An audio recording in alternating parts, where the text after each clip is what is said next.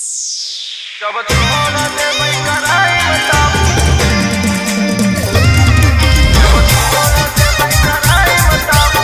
Mixed by Ankit Ahi.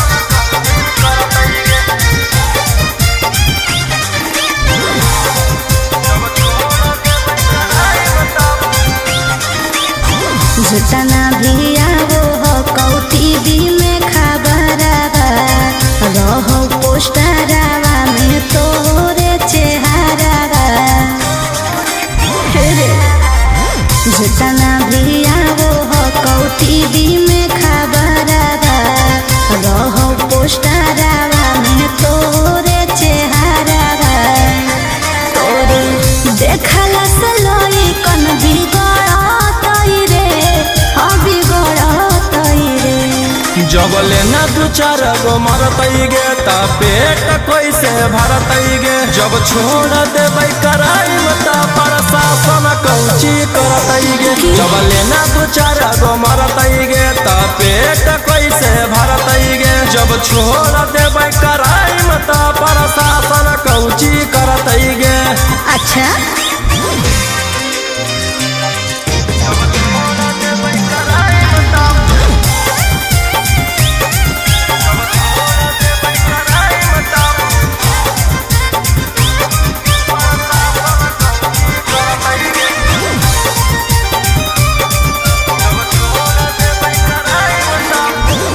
पूरा बिहार परेशान हो नाम सुन के करो हक काम सारा गैर कानून के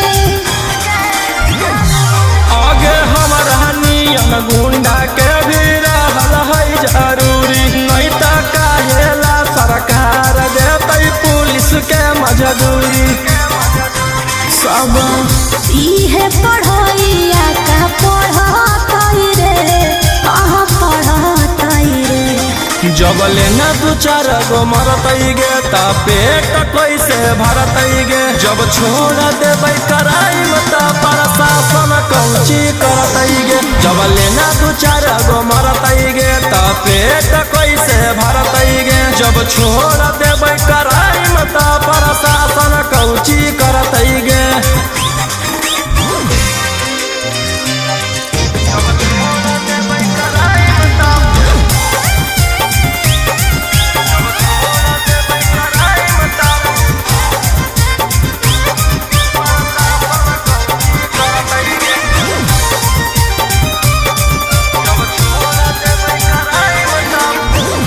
बने न अपने आप के ज्यादा न बाबरे जहिया धरई भी करियर हो जी तो खराब रे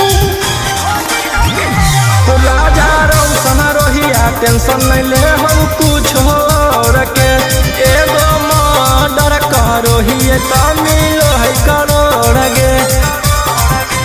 छोड़ा ऐसे तो कोनो नहीं डरतई रे